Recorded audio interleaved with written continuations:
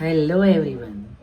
લીલા ચણા આવે છે ને બજારમાંથી વિદાય લઈ લેશે અને એ વિદાય થાય ને પહેલાં આપણે એને હાપ્પા કરી જઈએ. સરસ મજાના લીલા ચણાને મસ્ત મીઠું નાખીને બોઇલ કરી દીધા છે. લીલું શાક બનાવવા માટે આપણે લીલું લસણ, લીલી ડુંગળી, આદુ, મરચાં, કોથમરી બધાને મસ્ત ક્રશ કરી નાખીએ.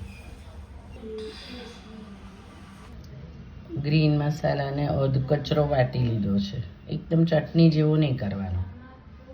તેલ મૂકી દીધું છે. હિંગ નાખીને ગ્રીન પેસ્ટ વઘારી દઈએ.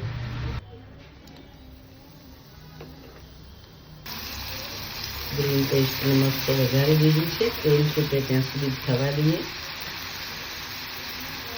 મીઠું ને હળદર નાખી દીધા છે. બેઝિક મસાલાનો જ ઉપયોગ કરવાનો છે. શાકનો ગ્રીન કલર જળવાઈ રહે ને એના માટે સહેજ દહીં નાખી દઈએ એટલે એનો ગ્રીન કલર છેક સુધી જળવાઈ જશે. ગ્રેવીમાંથી મસ્ત તેલ છૂટું પડી ગયું છે. હવે ચણા નાખી દઈએ.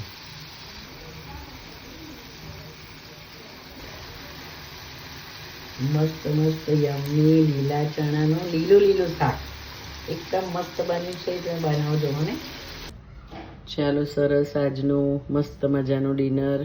ટોમેટો સૂપ, ગ્રીન ચણાનું લીલું શાક, લીલા ચણાનું લીલું શાક, ભાખરી અને ગોળ.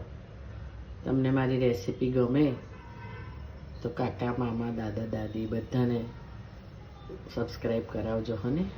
બોલો જય સાંઈ રામ.